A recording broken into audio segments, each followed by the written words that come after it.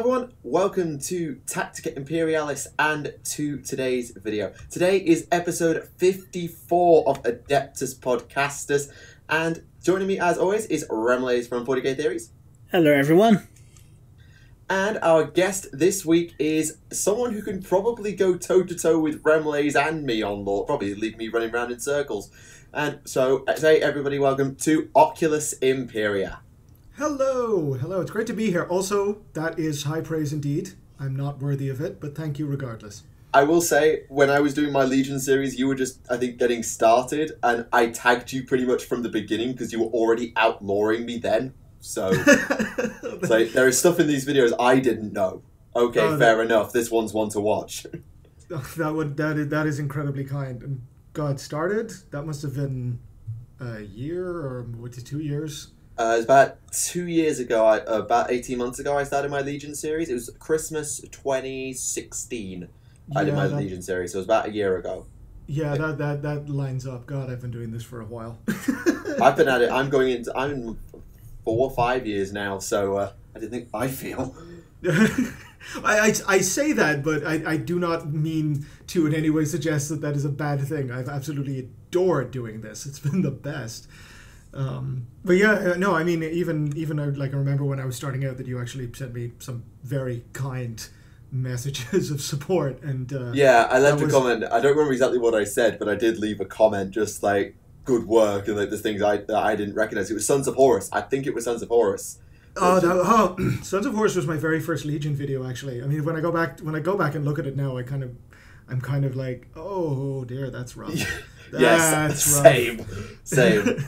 But no, it was very nice to get that message from like a channel like yours right out of the gate, and that was just that was wonderful. So thank you. I would like to thank you on air for that.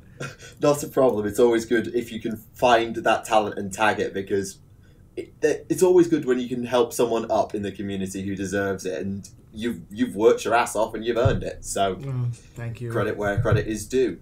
Now, before it gets too sappy, in the news this week.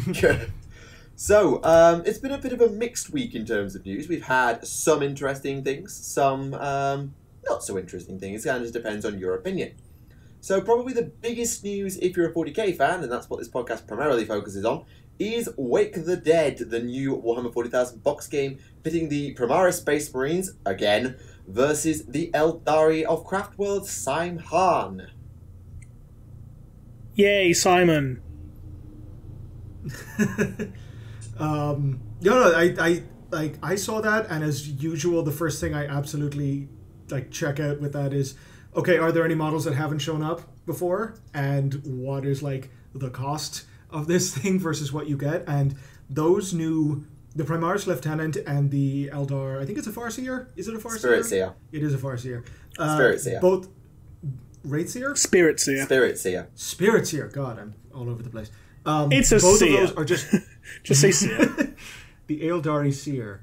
Both of those are just absolutely gorgeous. Like straight out of the gate, those are some gorgeous models. And I mean, that's obviously going to pique, I think, anyone's interest with that. Yeah, the interesting thing with the Lieutenant is it's basically the Primaris Gravis Captain from Dark Imperium in less armor. It's like the same pose. It's like, fine, it's the same pose. Well, it's a heroic pose. It is, but it's like sword up, pistol down, sort of in an advancing motion. It's like, it's a bit too similar considering there was that model only about a year ago. But it's a good model nonetheless, and the Spirit Seer is a vast improvement on its predecessor. No, that's absolutely true. I mean, I can't remember the time that I saw an Eldar plastic model, and see, I think my touchstone for Eldar models is always the I think it's the Bone Singer from years ago, as being just kind of the baseline for okay, that is absolutely gorgeous. Everything else that comes after this is now going to be judged upon that. Fair. We have had a little bit of the lore for it, so it's yet another battle on Vigilus. It's the new Armageddon, folks. So following on from Kill Team and Tooth and Claw, and we believe Speed Freaks is going to be there. This is just box game central, this planet. But long and short of what's gone on, the Space Wolves won, because of course they did. And then the Eldari showed up, assassinated a Chaos Demagogue. The Imperium murdered them for it because they showed up and did something. And now we have, what we have now. We have Wait the Dead. I can't believe the Eldar would try and do something. They really need to be, not let do that. Aye. But they did a good thing. Technically. Allegedly. This whole thing with Vigilus, it's, I don't know, as you say, Armageddon to Electric Boogaloo. But, I mean, I'm glad that they've decided to basically make, as you say, a box game central, because, hey, it's better for us if we keep getting all these lovely box sets with all these very well-priced minis within them, eh? Oh, yeah, not complaining about the box games. It's just, why is everything on one planet? It's lack of imagination. From the lore perspective, isn't it the only planet that basically anyone can get through the rift from? Broadly speaking, yes. It's the gateway to the Narkmund Gauntlet, one of the only safe routes through the Cicatrix Maledictum. That's how they quote it. Well, sorry, go ahead. But no, carry on. Well, I was just going to say that the Cicatrix Maledictum. The Rift. This is me betraying the fact that my lore brain has been stuck in 30k for so long. It is a cool name, so I just like that on record. Yeah, I mean, it's got a lot of cool names, to be fair, between the Great Rift, Gork's Grin, the Montieva, as the Tau call it. It's got quite a few cool names. But what I would say just is I appreciate lots of box games, and I appreciate lots of context about this one world, but the one thing 8th edition hasn't done yet is recontextualize the galaxy again, if you know what I mean. So like the codices, the novels haven't really got to a position where we sort of know what the state of play is for everybody right now. We just know, oh, it's the Age of Strife turned up to 11 in the Dark Imperium. Well, what's that like? We haven't really seen that yet. Not really. No, that's true. We haven't really had the chance to kind of peek behind the rift and see what's been going on back there. I imagine that's going to be very fertile ground for any enterprising Black Library authors who want to take a stab at it. Absolutely. There's not much really to say about Wait the Dead other than it comes with a couple of new minis. It's on a same old planet. And in terms of what else you get in the box, let me have a quick remind myself what else is in this flipping box. There it is. It's a squad of intercessors. There's a squad of not aggressors, the other ones, Inceptors? the flying ones. That's the one. Inceptors. You've got a squad. I think you've got 5 Reavers as well instead of 10 intercessors. I think you've got 5 Reavers. And you've also then on the Eldari side, you've got a Guardian team, a squad of Wraith Guard, and a Wave Serpent. Is that a Wave Serpent or is that a Fire Prism? I think it's a Wave Serpent or a Falcon. I can't even tell. I would imagine it's probably a Falcon, not having the thing in front of me. It's either a Wave Serpent or a Falcon. I thought it was a Wave Serpent. Fire Prism to that. I mean, it makes sense to be a Wave Serpent just for transport reasons. Mm-hmm. But yeah, it should be a good box, and if it's anything like Tooth and Claw and Forge Bane, value. Hella kill team Basically. potential in that as well. Indeed, and well, speaking of kill team, that was a perfect segue. No, you're welcome. We have a brand new kill zone, the Wall of Martyrs kill zone. So now you get to have a trench warfare in your kill teams. Ooh, well, I imagine that's going to delight enough people. Indeed, and the kill teams that are going to come with that, or that are available alongside that, are Tau, which is a Fire Warrior team, and a Necron team, which is a mix of Immortals and Death Marks, same box. But they both come with 2 Wall of Martyr trench networks, so they're actually really, really good value for 40k as well, in terms of getting 2 pieces of trench terrain in your army quite quickly. Speaking, you mentioned the Tau kill team there. I saw a short while ago, I think it was on the Tales from the Aranorium Instagram account, but it was a Fire Warrior kill team that had been painted absolutely gorgeously to resemble the clone trooper squad from that Star Wars Xbox game whose name escapes me right now.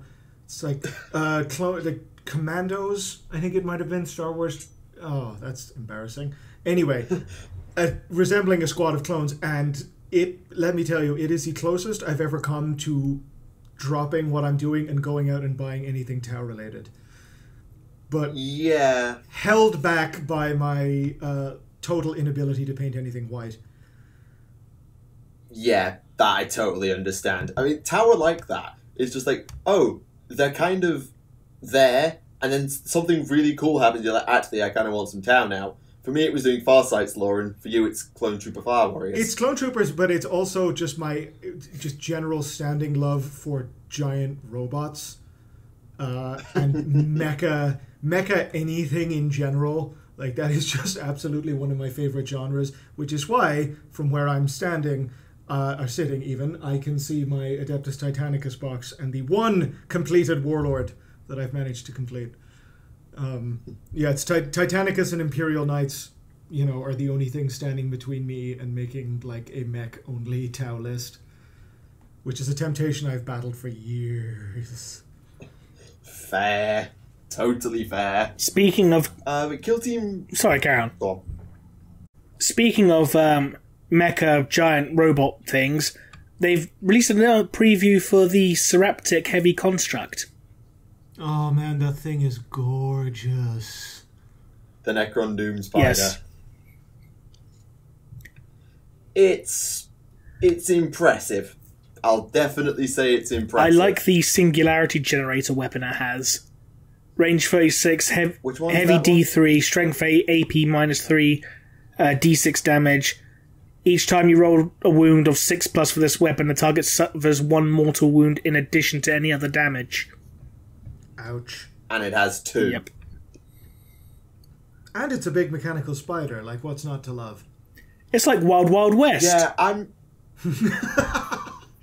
Oh, thank you for reminding me that movie exists. We're gonna say some hammock from the big mouth spider. Wild Wild West. See if anyone remembers that episode of South Park. Or if I'm just old. 1998 was a rough year.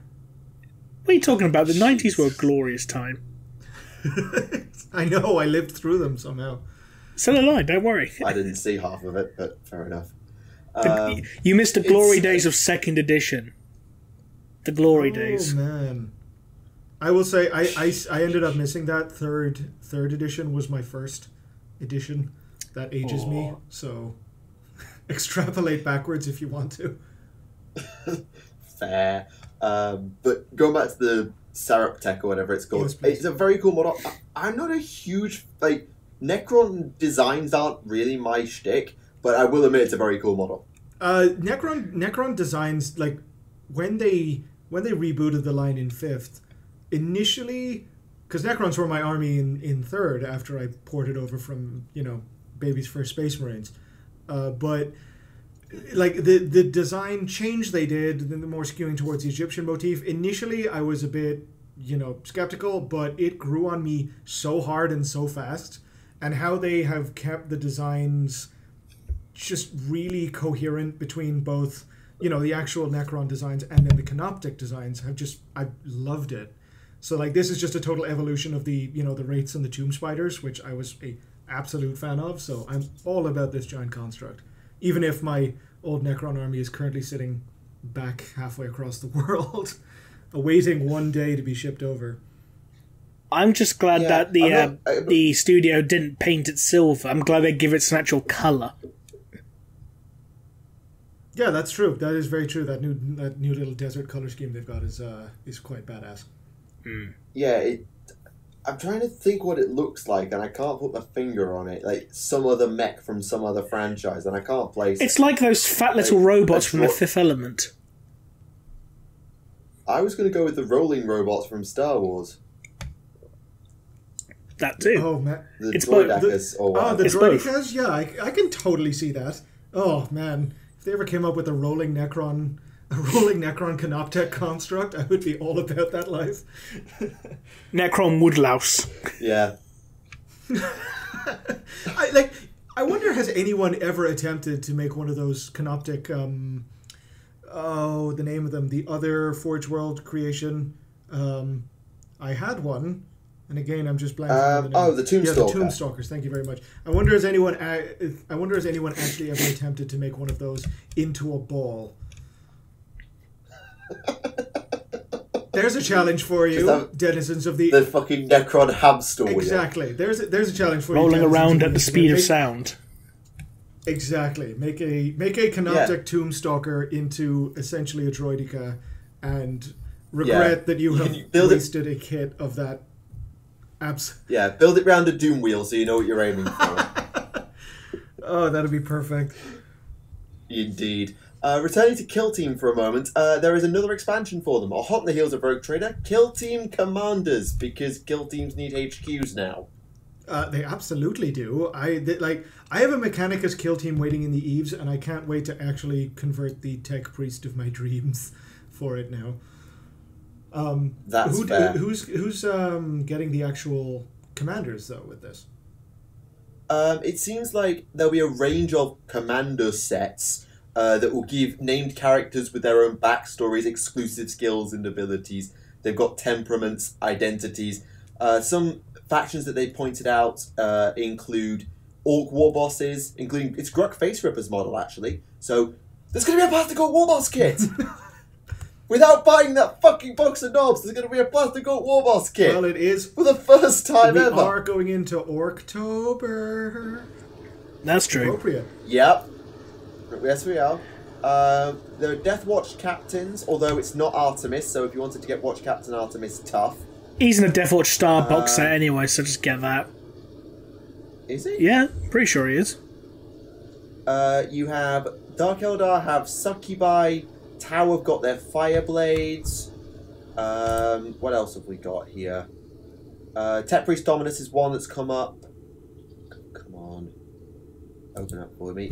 Brood Lords, Commissars. Also got Tech Priest Dominus. Genes of the Cults, I think, get the Acolyte Icon Award rather than the Patriarch, though they might get the Patriarch as well. And I would buy that if there was just a way to get the Gene Stealer like Cult Primus model even. Sorry, let me just do that bit again because I totally fucked it up. If there was any way just to get the Gene Stealer Cult Primus model on its own, I would buy the hell out of that because I want to convert that model so badly. It is the basis for so many cool like Inc. 28 conversions I've seen online, but I can't find it anywhere. Yeah, it's basically only in the Death Watch Overkill box, which is no longer available. Yeah, they also have it. They also have a box of the the Magus and like a Broodlord Patriarch or something like that. But well, again, in fairness, they might release a standalone when the Gene Stealer Cult Codex comes out. Oh, I'm hoping so. I'm really hoping so. Plausible. It also looks like we're getting Librarian, so... Go on. No, you carry on. I was basically done. It's fine. Oh. I was going to say, because I was still looking at the Forge World Necron stuff, and when did the Necrons get giant bees? Oh, those. Yeah, those, that was around about the time... The Arcanthrites, I think they're called? Am I pronouncing that correctly? Acanthrites, yeah. That was around about the time of the Forge World book that they got, the Imperial Armor one. It was that and the flyer and the upgrade to the Doomsday Arc. Yeah, as I never heard of these giant bee robots until today. Bees! Basically, you've got Commissar Nicolas Cage going, "Not the bees! Not the bees! Ah!" Yeah. Another iconic moment in cinema.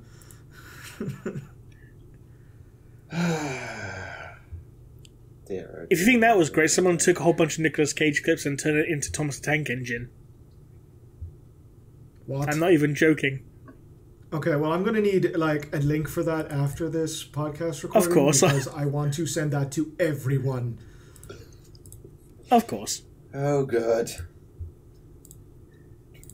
Is there anything else on the 40k side?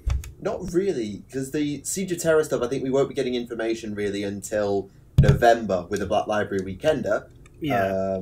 So we're going to have to wait for that one. Everything is quivering in excitement as to the details and secrets and all of that we're going to be getting with whatever announcement we get.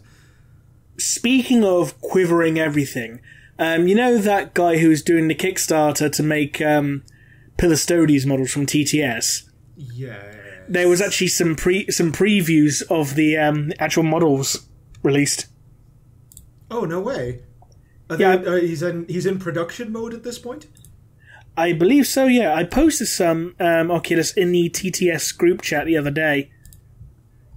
I did actually see those. Are those your ones that you yourself own? They're not my ones. They're the ones that were put on Facebook by the guy doing it.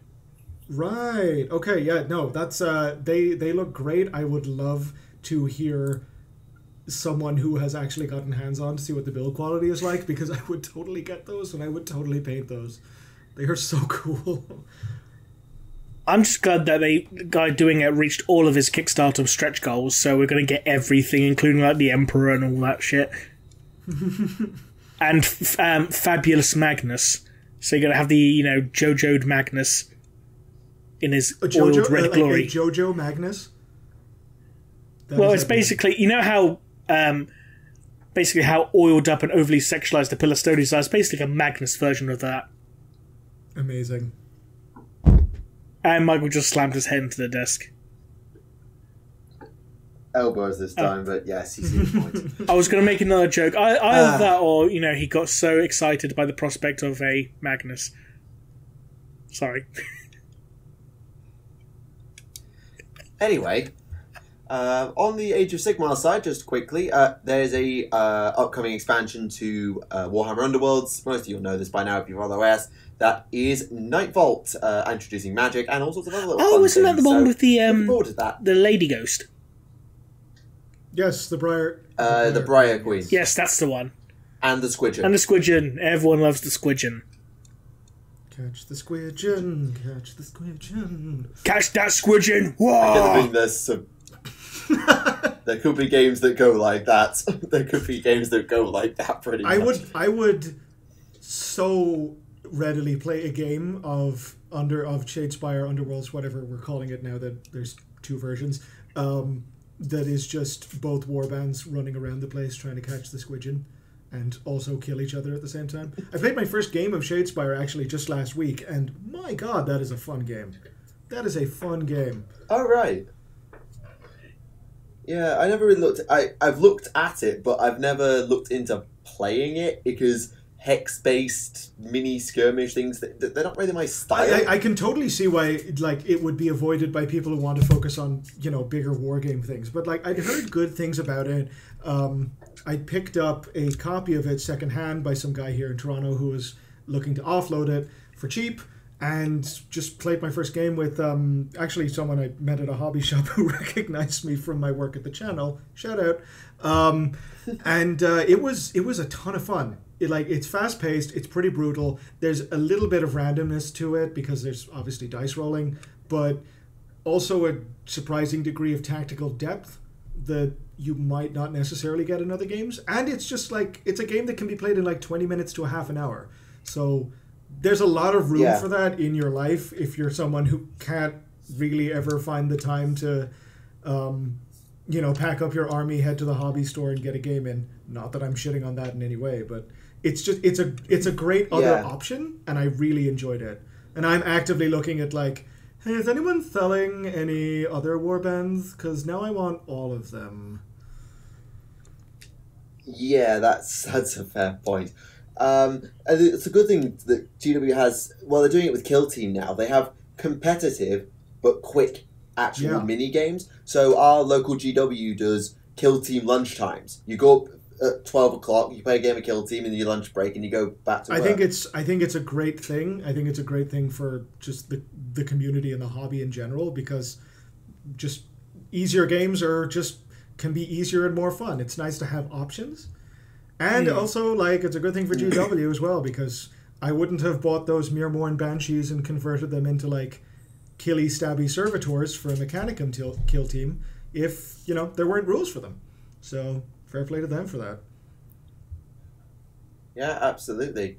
And the other good thing about it is it's very competitive. Like, Shadespire is probably the most competitive game, if you want it to be, in terms of tournaments. I feel like it's probably the most intense tourney game of the lot, because it doesn't have the same level of BS that 40k and AOS both are guilty of having, because I'm going to defend AOS and 40k a lot, but I'll freely admit they have some BS. Oh, sure. I mean, I'm sure it's been said before, but once a game gets that big and once new additions to it have to come out further and further apart, or however you want to say it, there's going to be power creep, whatever you want to call it. Just imbalances tend to just sneak in, despite the best efforts of the game devs. But with something like this that's built from the ground up to be kind of as balanced and coherent as possible, yeah, absolutely there's going to be a good competitive scene for something like that. I think it's great, because it gives much more options for people who want to actually kind of power game, I guess. Yeah. I suppose I wouldn't want to. I don't think they'd want to be called power gamers. It seems like that's a bit of a dirty word for some people. Absolutely. But the point stands. And also on the flip side to that, my roommate, who's never played a game of Age of Sigmar or 40k in his life, played a few rounds of Shadespire with me the other week and loved it. So there's that. Winning. Indeed. Yeah. And to speak on the introductory side, there's also been a small amount of information on the slightly over-maligned Warhammer Adventures. They got a preview chapter each for the AOS and 40k stories. So if you do want to read them and actually see what they're written like before you go and scream the internet to silence, then go ahead. I checked it out. It's exactly what, I kind of expected from it. Very something that is pitched at not my age range at all. But still reading them. I mean, the 40k one used the word heresy in the first 5 pages. Yep. It's doing something right. It's in line with the universe, I'll say that. Yeah, I'm not going to tell you that it is super grimdark or that the AOS one really has all those intricate shades of grey that are now being brought in with AOS 2. It doesn't. It shouldn't, though. It's not going to. But it shouldn't. Yeah. Yeah. Because, again, it's you just can't expect... No, go ahead. You can't expect it to be... what's a good example? The Hell's Reach level sort of psychology and massive mega warfare. You can't expect that. Mm-hmm. And to be fair, the artwork... They've actually got a little bit of artwork in there. Some little black and white drawings. And they're actually quite fun as well. I mean, one of them gave me serious Fallout 3 vibes, but... Oh, sweet. But yeah, they're pretty decent. I won't complain. Well, I don't think any of I'm not sure if any of us have, children who are going to be reading this, but I don't know. Maybe I'll send them off as presents to some of the younger cousins in my family, and probably incur the wrath of the parents at the same time. Good shout. Well, in fairness, you could do worse. I mean, it's not like you're sending them an Ian Watson novel or anything like that.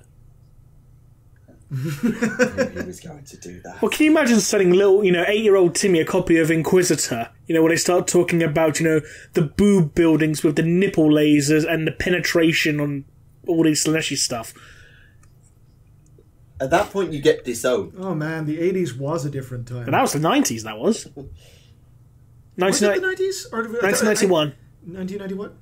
1991. Oh, late 80s is the time period that I was thinking of. I remember reading those way back when, and back when I was, just first reading Black Library stuff in 3rd edition, and even then it was a little bit janky.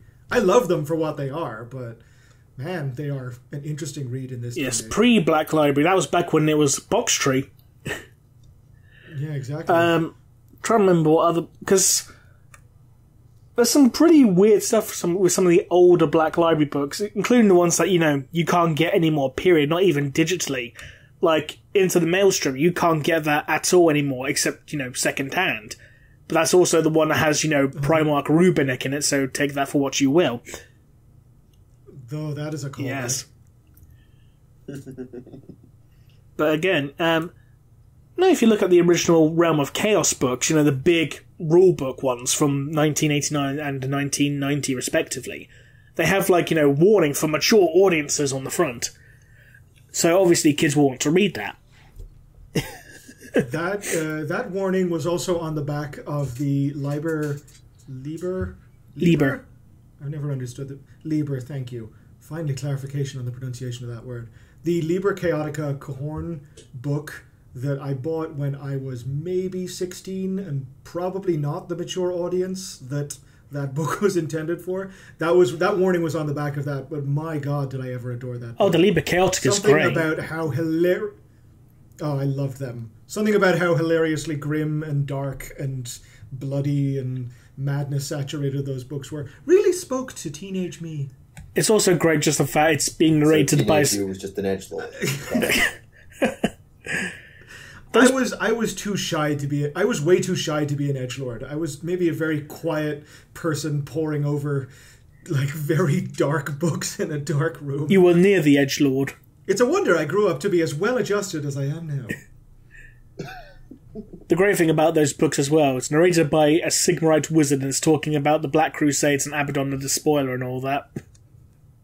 And people say the universes aren't connected.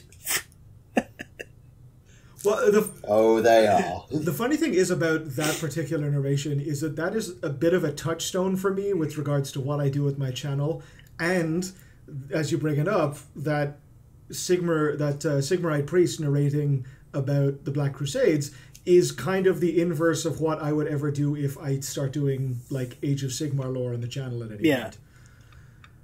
Yeah. Just that kind of oh, my mind, it is cracked, I have pierced the veil. I have seen such sights. I get that completely. I mean, the way I play my lore series is I've got a character who literally travels around the place as opposed to a sort of a static record keeper. Mm-hmm. And if I were to foray into AOS, I feel like I'd need to craft a new persona for it because, I don't know, I don't think a Tau quite belongs in the Mortal Realms yet because, well, Pulse Rifle doesn't really fit anything. But, beside the point, it is really interesting now to see how they work together and how people have taken inspiration from all sorts of different things in how they craft their personas, I suppose. Mm-hmm. The persona thing was something that I initially, it was a bit of a... And even when I look at the scripts or the episodes that I did at the very start of the channel, it wasn't something that I lent that heavily into, but the feedback and kind of love I got for it has made me lean more and more heavily into it. Not to the point of caricature, obviously, but it's something that the community really responded to. So it's great. Okay, let's do it. Let's run with it. Yeah, I get that. I sort of have gone the other way in that I for a time really did lean into the character, crafted a backstory. It was awful, but I crafted one.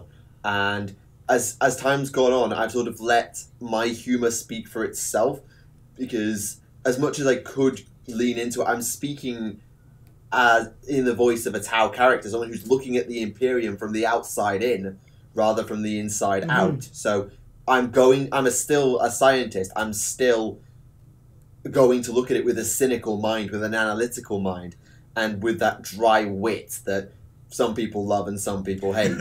I still get comments this day, just quoting the snide remarks that I drop in the videos. It's just well, at least it's better than having people constantly comment on your video. Yes, but could the Emperor be made out of cyber dongs? I blame you for this, Alpha. How does it feel to be a meme? How many years has it been? It's been 2 years. It's been over 2 years and I'm still getting that shit. You've done it. That's the thing. I know. I did the video on it. I said no. Leave it at that. You have fallen totally into the trap that so many in any entertainment industry have fallen into in the curse of the catchphrase. Indeed. Yeah, it's interesting that some people have got those. The podcast used to have a few catchphrases of its own, And Remleiz is trying to turn it into something Ian Watson related, and I don't like it, so I'm trying to stop it as best I can. I need to know what this is. Ian Watson related catchphrase. I am in. Is it like hive ship sex? I am all in. Oh, that's an old one, but like, every time we seem to do a podcast, it's like Remleiz just steers it towards the Ian Watson, and I was like, no, Reb, stop! Because at some point there's going to be a catchphrase. Hey, in fairness, Ian Watson is an important figurehead in the history of 40k fiction because he did the very first bit of a standalone novel, at least. Titan, if you will. Exactly. He was a pioneer of 40k fiction who ended up doing the screenplay for I Am Robot. A true or explorer iRobot, of the whatever it is. universe Yeah. in which we all Exactly, yes. I mean, yes. And Michael's just sitting there in still. stunned disbelief silence right now. But still. Anyway. But yeah, it is interesting watching how everything in the community has changed, and, well, some things have changed, some things haven't changed. And it has been I'm one of the longer serving now, I think, because I think I've been around. I think I've been around longer than you on the channel, Remleiz. I don't know. You have, yes. Yeah, exactly. Like, I'm the old guard on YouTube at this point, so it's interesting seeing how people have changed and who stuck it out, how people have changed to stay relevant, quote unquote, and just do whatever they have to do, and how life has changed for people. I've gone from being some bratty sixth former to being right at the end of a degree and spent a year in a foreign country because shits and giggles. So yeah. Hey, spending time in a foreign country is a good idea, man. I went on one month trip around North America and Canada, and guess what? I live here now. I'm not going to live in France. Jog on. Montreal, maybe, but not France. Montreal is a great city. I could never live there because their winters are even worse than Toronto's. Oh, God, yeah. I'm not about that. Summer, great though. But I'll just hop on a train and visit instead of actually just like setting up shop there. Fair. Oh, and did I mention? Yeah, because my channel's just turned. Go on. Sorry. I was just to say that my channel has only just turned free this year. Happy birthday! Fucking hell. Well, I turned 3 in August, but thank you anyway. Belated happy birthday then. Well, thank you kindly. Don't know why I went Irish then, but hey. Dear, oh dear, oh dear. So in honour of that, let's have some very strange lore. Turok exists in 40Ks on Necromunda. So I say that one more time. Who exists on Necromunda? Turok. The dinosaur hunter. Turok. Amazing. Yes, he's a Goliath ganger. Okay. Because of course he is. You're going to need to extrapolate on this because this is blowing my mind. Well, all it is a picture of a Goliath ganger, and it said like Turok House Goliath. So there you go. That's all it is. Okay, well that's enough for me to infer that Turok the dinosaur hunter quite literally exists on Necromunda. Thank you very much. Well, there are giant 30-foot crocodiles, so maybe something then. And giant robotic beetle Borgs. And giant 6-legged cat, bat, bear, pig monsters that you can take if you have an Escher gang. Cat, bat, bear, pig was my favourite South Park spin-off game. Yes. It was super serial. Good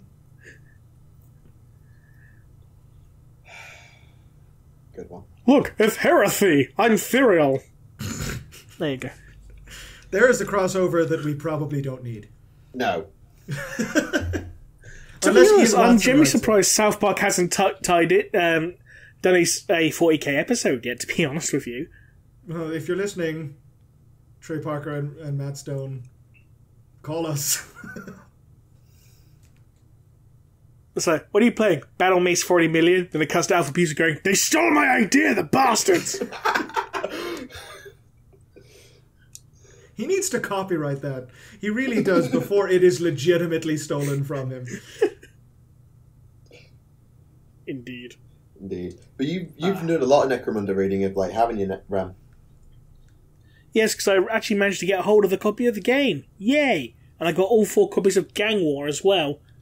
And there's some pretty interesting stuff in it. Like, I'm actually very pleased that they've really widely expanded the house lore, like the lore of each house. So instead of just having, a paragraph, they've actually got like several pages of lore dedicated to them. Thank fuck.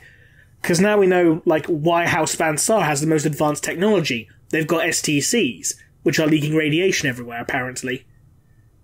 That is very on point for Van Sar. Like I was just telling you earlier on today that I love the idea that they have just gone, House Van Sar have STCs. That is why their technology is so much better than everyone else's, and why they have a bunch of stuff we have never seen anywhere else. Like it's the best explanation for why their aesthetic is, I don't know, maybe a bit more towards Infinity than towards 40k, but it's just a very neat way to wrap it up. I'm just more curious about what might happen if the Adeptus Mechanicus find out they're sitting on STCs and haven't told anyone about it. Invasion. That's what happens. Yes, a lot of people are going to get turned into servitors.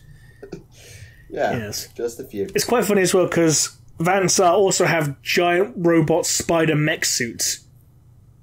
Which we haven't seen yet, and I can't wait for those models. Yes. Because, again, aforementioned love of mechs. That might be what gets me into Necromunda. It's part of the section covering gang brutes, like Escher get the aforementioned cat, bear, bat, pig thing, because Escher are now a bunch of geneticists and chemical engineers, surprisingly. Van Sar get the spider mech suit. Goliath gets someone on steroids, who basically looks like Bane from Batman. Cawdor get mutants. They get Master Blaster, essentially. A little dude riding a big dude with a machine gun. And makes you wonder, considering Cawdor hate mutants, why the fuck have they got mutants as their brute? Sanctioned mutants, I imagine. As with any, Imperial cult thing, there's a certain amount of hand-waving that can be done when they're on your side. You mean hypocrisy? Exactly. Hypocrisy in the 41st millennium. I'm stunned. I'm shocked. I'm appalled. Yeah, who fucking knew? And Orlok get the power loader from Aliens. Amazing. But in the form of a servitor as well. Oh, and Ogren servitors can be hired for your gang. Or purchased, rather. So that can be fun, especially when you mix it with the Ambot as well. The Amble robot, which basically looks like a Decepticon. I love that thing so much. That design is pure Beast Wars. I am here for it. I am so about it. Yeah. I can't wait until now we need models for that and the Spider-Mech suit. Yeah. Like, come on, let's make with the giant mechs and the Predacons, basically. Yeah, and on the other end, it's an Insecticon. Clearly, it was clearly shrapnel.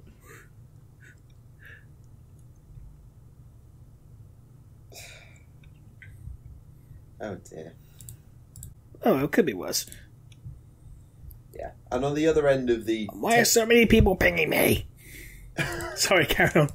And on the other end of the technology to biology scale, doggos in the Guard are actually higher ranking than non-commissioned officers and sergeants. I kind of died when I saw that this week. Shout out to Regimental Standard for consistently being the absolute best. It's just like, oh right, they've reintroduced dogs from an ancient genetic strain of a Terran warbeast. Okay, we have dogs back. Yeah, offer them encouragement. Like, who's a good soldier of the Imperium? Yes, you are. And then there's the whole, yes, they are higher ranking than you and your sergeants. Fuck off. Well, in fairness, in regards to dogs, they also mention that in Necromunda, saying how dogs are still around because you got them for the basis for cyber mastiffs. And they just said, when humanity first colonized the stars, they took dogs with them, and now dogs are on every planet. It tracks. Like, it absolutely tracks that there are tons of, like, canid forms entirely everywhere around the galaxy. I mean, even we saw one in the Rogue Trader box, and he is a very good boy. And I would just want that model on its own. But yes, I'm loving that they're kind of introducing it a little bit more across the ranges. Yeah. You wonder when they get to a point where they turn them into, like, the Skaven giant rats where you just have swarms of dogs led by handlers. And you just have Unleash the Hounds. I would wonder whether or not at some point there's going to be an army. It's like how Age of Sigmar tends to do the Flesh Eater courts, where there's like maybe 3 models that aren't Crypt Ghouls and then 60 Crypt Ghouls. I would wonder if at some point in 40k we'll get like a commissar and then his like 40 dogs. Just the good boy core. Dogs. The good boy core, exactly. But there would be all different types of dogs. So you got like, Rottweilers, Dobermans, German Shepherds, and Sheebs. Okay, so there'd be like Newfoundlands as the transports. Like you can mount, let's say, 6 Chihuahuas or toy breed. Maybe like a 0-1 Shiba special support squad, just carrying like melter guns. I don't know. You put far too much fucking thought into this. I am extrapolating this right now, and I'm running with it. GW, take notes. You can have Greyhound fast attack units. I was going to say either Greyhounds or Whippets, exactly, for fast attack units. They can basically be the cavalry. Just mount some lances on the backs of them. Just have them charge. That's fine. Put some bulldogs on them as well, to ride them, and when they get in combat, they can leap off. Tibetan Mastiffs as basically Terminator assault squads. Just give them chains, give them chain swords or chain fists or something dog related. Have them tear into someone. Chain paws. Chain paws. I would go with chain jaws, but that works just as well. Chain paws is the best thing I've heard all week. I don't think I'm going to top that. I'm just going to stop with my dog army ideas right now because nothing can top chain paws. You don't give them chain jaws because you got to replace that, with a sonic bark weapon. What is this fucking Fallout? Not yet. It's You'll give them the Bork cannon. the Borko cannon.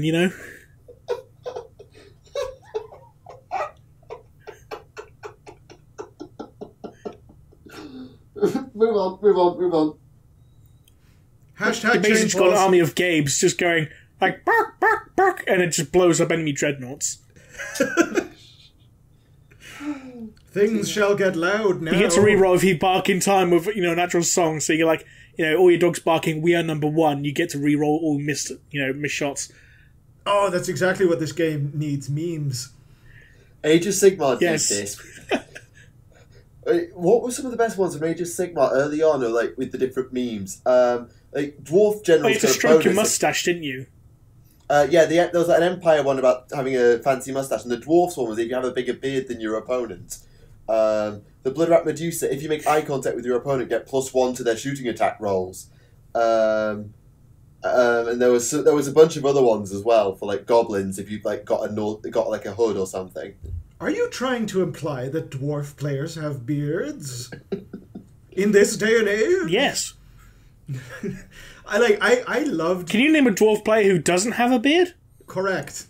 I have a bunch of Caradron overlords in my cabinet over there, and I have a beard. It's not made of metal though, so technically, I don't know. Am I really a Caradron player or not? Depends how much of a rich constantly chasing the next paycheck are you? Well, I have a YouTube channel and a Patreon. What does that say about me? Touche. Just get some wire wool and put it over your beard. That counts. Oh, there we go. Thank you. Like on the subject of those rules, I really enjoyed reading them and kind of laughing at how utterly nonsensical they were. I know that they probably got a lot of flack or hate from people who didn't like Age of Sigmar for existing. Out of it, I don't know. They're fun. The thing that I've always appreciated about Age of Sigmar and continue to do so is kind of just how fun it is. How kind of wild and insane and totally over the top every part about it is. And that's kind of why I love it and kind of why I've loved seeing it just improve year on year. Yeah, I've been with AOS from the start, and it definitely started off being completely over the top. And as the years have gone on, it's actually started to build its foundations under the super crazy house that it built. Mm-hmm. And it's got a setting that it has its grimdark element, so you can tell, yeah, this is a Warhammer game. but at the same time, it's not the same as 40k at all. No. And I will admit, though, I'm a little concerned, just right at the back of my mind, they've got to be careful that they don't homogenize the writing too much, so that it just becomes grimdark but fantasy. I don't think that like we've seen with the Soul Wars expansion and the new core rulebook, which incidentally, gorgeous book. Mm-hmm. Like, I know I might be coming off as having basically nothing bad to say about GW stuff, but like that book, the design of it, the art, all of the elements that they've poured into it, like the love shows and the effort shows, and I love it. But what you were saying about grimdark, yes, that book did introduce a lot of much more grim elements to Age of Sigmar than we've seen before.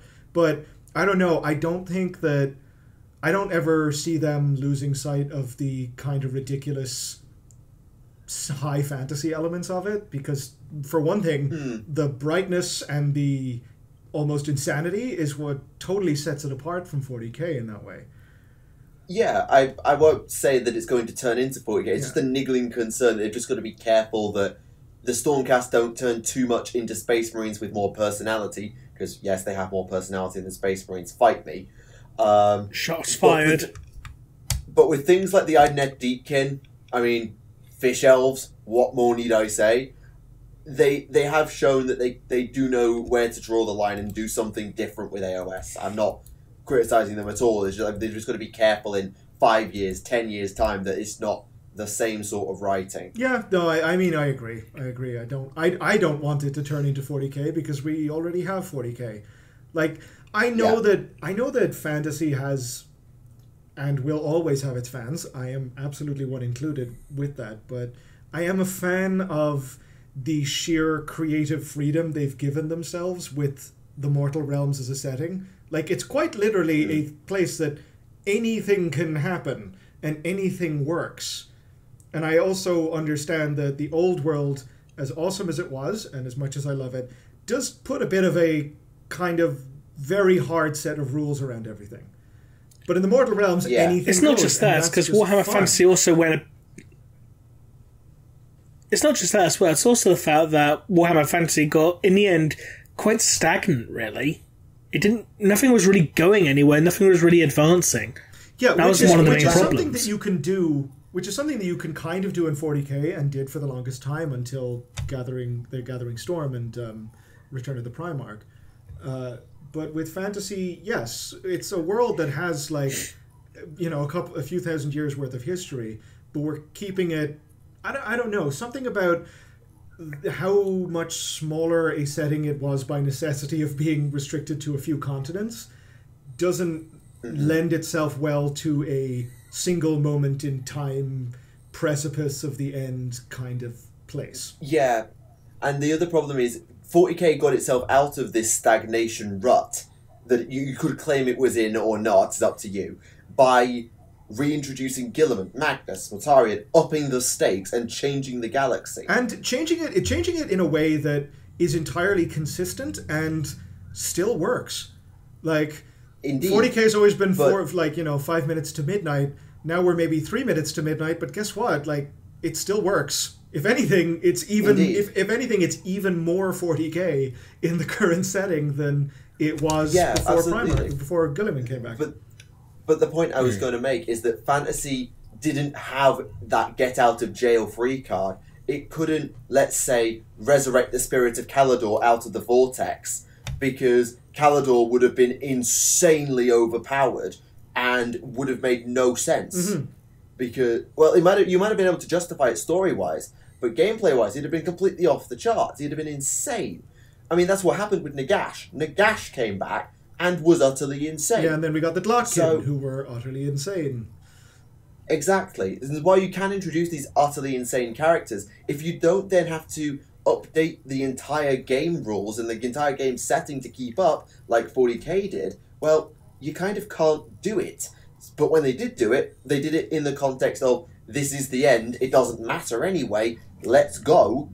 And it kind of worked, but then the End Times gets a lot of flack as well for the way it was handled. The End Times, funnily enough, like, of late, I've heard more hate for the End Times Online than I have seen for Age of Sigmar in general. Now, I will just disclaimer that I haven't really explored the End Times a whole lot because, fantasy wasn't as appealing to me when the End Times was happening as 40k had always been. This was also kind of in a bit of a interim period where I wasn't gaming in either system. Something about being a newly landed immigrant does not lend one the ability to set up a giant army one way or another. There's a lot of invective thrown around to it. I don't know how the rules work, so someone might be able to educate me on it. I loved all the models that came out for it. Nagash is awesome. The Glotkin are awesome. Like, all of those... Where was the Phoenix King? Yeah, all of those models are just gorgeous. But rules-wise, I have no idea how they played. I have no idea how game-breaking they were. It's all hearsay and rumor for what I've heard. But yes, the End Times do get a lot of flack for that. Maybe it's just more of a focal point of, like, why did you have to kill off this universe in this way? Yeah, possibly. And it was interesting around the time of Gathering Storm, and I'm sure we've all had these conversations before. Oh my god, 40k End Times, no, everybody run and panic. That was kind of the attitude, because people had seen the 40k End Times, Fantasy End Times. It was fine, but then there was a gap, and then there was Age of Sigmar, and Age of Sigmar didn't do anything for about 8 months, or 2 years, as it turned out to be. And then Gathering Storm happened, and everybody basically shit the bed. Mm-hmm. I mean, I just found it funny that everyone... Sorry, Remleiz, go ahead. I just found it funny that everyone was going nuts about the whole 13th Black Crusade thing, and I was sitting here thinking, we already did this in 3rd edition, why the fuck are you crying about it now? Yeah, I do remember hearing about that and being like, wait, 13th Black, didn't Eldrad die? We're not... Oh, retcon. Awesome. Yeah, we got retconned. On board with that. I did love the 13th Black Crusade back in, what was it? It was 3rd when that happened, right? Yeah. 2003? It was, yeah. 2004? About that, yeah. Around about that time. About 2003, yeah. I do remember buying the Eye of Terror Codex. There was some pretty delicious stuff in there. Yeah, I've got the 13th Black Crusade Black Library book, the full detailed account of what happened, before it got completely retconned. I've never been... Right? That is a gorgeous book that I have only ever seen but never actually had the chance to own, unfortunately. Fun enough, it's actually the very first appearance of Erebus, as far as I can tell. The actual canonical first mention of Erebus? The actual character of Erebus, yeah. Erebus from the Wordbearers Legion, yes, the Dark Apostle. Yeah, no. First canonical appearance. When was the first, when was Horus Rising and False Gods? Was that like 2005? Horus Rising... That was 2006. Yeah, 2006. Ah, that explains the name. They just like the character so much that, hey, let's make him a major character in the Horus Heresy and make him a character that no one will ever like. Yeah, he is the ultimate Erebus. He is the most hated. Erebus did everything wrong. I race you Corferon, though, in fairness. Okay, fine. Corferon is even more of an asshole. That's the thing about those two characters. Like, Erebus and Corferon are both absolutely, utterly hateable, and the kind of characters we love to hate. They're like the Dolores Umbridge of the 40k universe. But Corferon is somehow worse because he's more of an asshole. Yeah, and an idiot. I would arguably say that Erebus is more of an idiot than Corferon, but that Corferon is more of an asshole than Erebus. Corferon had an Athane dagger to Gilliman's throat and didn't use it because he wanted to monologue. Who doesn't enjoy good Let's put it this way. Erebus is a dick and Corferon's a cunt.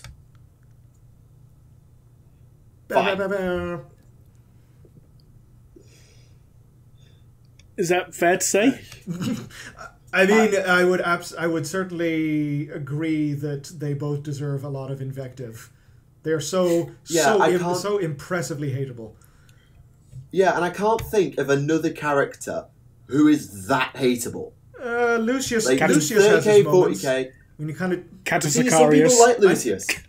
Lucius is great, but he's such a preening dick that you just want to give him a slap around his face and tell him to cop off. Oh, I want to punch his head in. But as much as I want to punch his head in, some people like him. I don't know why, but some people... How can anyone like Lucius? He's a little bitch. I can absolutely see why people like Lucius. There's something compelling about a swaggering, arrogant dick of a character that can be compelling, because you just want to watch them fail, and absolutely some of the best Lucius moments are when he does get kind of slapped down a peg and then spends the rest of the novel brooding on it and attempting to train and improve himself and stuff. So I can totally see why people like him for that reason.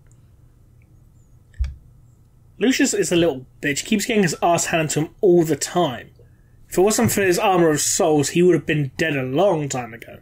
And again, that's another way I can see why people like him, because it's just like, he is unredeemably... He's unredeemable. He's never going to get better. He's always going to be arrogant, and he has the one thing in the universe that lets him be arrogant for all time and not die and never suffer the consequences for it. In fairness, it's still not as physics-defying as, the time when Ferrus Manus caught a las cannon in his hands and crushed the beam. Why do you do this every episode? Because it's funny. I am going to imagine... Is that in the Ferrus Manus novel by David Geimer? It is, yes. I have not read that one He catches yet, a las bolt and crushes it, yes. Okay, wonderful. He pulls a Kylo Ren on it, but more. I love that. Okay. That just bumped its way up my reading list a few spaces now because of that. He just crumbles it, crushes it to dust, or to sparkles, whatever, and goes, well, I'm bored now. Gets hammer, smashy, smashy. I mean... But, yeah. It's not as weird as that time when Perturabo went full Conan the Barbarian. Perturabo went Conan the Barbarian. Again, Primarch novels. As you can tell, it's a series that I've not been dipping my toe into. It's in the Sons of the Emperor anthology. It basically takes place prior to when he starts scaling the cliff up until the Tyrant of Locos's palace. It was before then. Basically, he was like literally just walking around in a loincloth of long black hair and with a crudely made sword. So basically, he was Conan the Barbarian. He slayed, a Quetzalcoatl and ate it, and then he went and fought a Hydra. Amazing. I don't know if he ate the Hydra, though. But he ate the Quetzalcoatl. Yeah, which was about, 50 feet long? And he ate it. Hungry boy. Oh, God. But yeah, Perturabo is actually... Sorry. But Perturabo is kind of one of those characters who, prior to his Primarch novel, was one of those characters that almost nobody liked. I think we were saying that there's no one that people hate more universally than Erebus and Corvarin. And then there's characters like Perturabo who a lot of people hated, and then he got something that made him... Didn't Angel Exterminatus preceded his Primarch novel, correct? That yes. novel entirely changed how I feel about Perturabo as a character. I still don't love him. I still think he's absolutely one of the easiest Primarchs to just generally dislike as a person or ideologically, however you want to gauge how much you like the Primarchs. But God, did that novel ever give him way more depth than I thought he would get, and I love it for that. I've not read his Primarch series novel, so again, I've got to go through that entire series at some point. Just binge it. Yeah, it's the Primarch novel that's the famous... This is the one that basically flipped Perturabo from sort of weird, not very likeable character to, you know what, he's actually quite a decent guy. Decent guy, bad situation. Somewhat tragic in a way. Yes, I would say so. And I think Guilliman is another one who's taken recent history and flipped because of more recent material. Because new Guilliman is far less of a pretentious git than old Guilliman. Are we talking, when we say old Guilliman, do you mean just in terms of the lore, or do you mean 30k Guilliman versus 40k Guilliman? 30k. As in 40k... Heresy era Guilliman's old Guilliman. Yeah. So 40k Guilliman is the new one, and he's much less pretentious, and he's got his head a lot more screwed on. Or at least that's how he comes across in Dark Imperium, and I'm sure we'll see more of it in Plague Wars. I got that impression too, and I think it's a great example of how you remove a character from the setting that you kind of mostly developed him in, put him into a new one, and have his character run straight into the status quo. because that is a great example of Guilliman, his pragmatism coming to the fore and being like, okay, this is a situation I got to work with. Everything is terrible. Everything is beyond terrible. I can't fix this. I can't even come close to fixing this. I'm going to try, though. And I'm going to manage these flaws like no one's ever managed these flaws before. Do you know what's quite funny as well? How young Guilliman actually is compared to several other Space Marines. Yeah, he's only probably about... accounting for the time jump, he's about probably 300-400. Well, I did some rough maths earlier. So the Great Crusade started approximately 798 M30. Correct. Yeah. Right? And the Battle of Thessala was 121 M31. That was when he was put into stasis. So that's 300... 340 years. Give or take, he's roughly 320 years, give or take. So now with the 100-year time jump after Dark Imperial, or after Fall of Cadia, he's like less than 500 years old. Yeah, maybe a smidge over. Dark Imperium is 100 or 200 years after his resurrection. 2, I think. 200, yeah. So yeah. Oh, so just over 500 years, yeah. Yeah, just over 500 years old places him as a younger dude than Dante. He's about... Dante is 3 times his age. Yeah. Exactly. And yeah. Bjorn as well, let's not forget. Bjorn... He's actually approximately 9,500 years younger than Bjorn. Don't forget Te Karahungi from the Kakarodons, who's 3,000. Mm-hmm. Yeah, but it's interesting because obviously Guilliman met Dante at the end of Devastation of Baal, and you could tell Guilliman had massive amounts of respect for Dante, because Dante had seen 3 times more war than he had survived it all, and had led basically the Sons of Sanguinius. No small feat, because I bet the Blood Angels were in absolute turmoil when Guilliman died. Hands down. I mean, it's quite funny. It's funny to think that Guilliman saw Dante and went, "You survived to old age. Nice job." Yeah, well done. Yeah. Props to you. You don't need to bow to me. Get up. I know you're mortally wounded, but get the fuck up. On the subject of Karahungi. Super old Kalharadan, dude. Let me just do that again. Te Karahungi, on the subject of him, 3,000 years old, does that, other than Bjorn, put him as canonically the oldest Astartes that isn't interred? Yes. I mean, Bjorn doesn't who isn't a Chaos Space Marine, at least, yeah. Yeah. Like, oldest surviving loyalist thing. Yes. Who's not a dropout. I hope he gets, like... Oh, wait, hang on, stop. Wrong, maybe. Did Epimetheus die? In Pandarax? No, he was captured by Abaddon. But don't forget, he was also in stasis, within a stasis field, which was broken by Chaos Cultists when they entered the chamber, and that basically awoken Epimetheus. Okay. And so what? He's currently hanging out on Abaddon's battle barge somewhere? We think so. Yeah. Okay. He had his progenoids in his neck cut out, and basically he's being tortured. Oh, what a because Abaddon is a dick. What a lovely holiday for him. I hope he's still getting his happy birthday telegrams from the High Lords. Well, I don't know if they'll be able to ship to their vengeful spirit. I mean, they probably still have the voicemail address. Could you imagine that? Just the High Lords just like, take a telegram to the vengeful spirit. Dear Grandmaster, happy birthday, stop. Horus! Happy birthday, stop. My name's not Horus! Ha! Sorry to hear about your progenoids, stop. But please, stop. Good one. Actually, it's interesting. I've done a little bit of reading around... is it the Emperor's Legion or is it Watchers of the Throne? I can't remember which one it is now. But same book. It's the same book. Emperor's Legion or Watchers of the Throne. Oh, right. Whoops. Anyway. Yeah, there's a colon in there. Yes, but that whole book regarding the warp routes to Terra and how literally Terra has 8 ways out convenient much? Numerical symmetry, it's what chaos is based on. Yeah, and I love how that's Spawn's number as well. No wonder he showed up. Yeah, and I just love the fact that these secret warp routes from Terra were so mysterious that at no point did the defenses of Sol ever include guarding the fuck out of all 8 of them. I know Peter Garman was one of them, because that was the big battle at the end of the Heresy.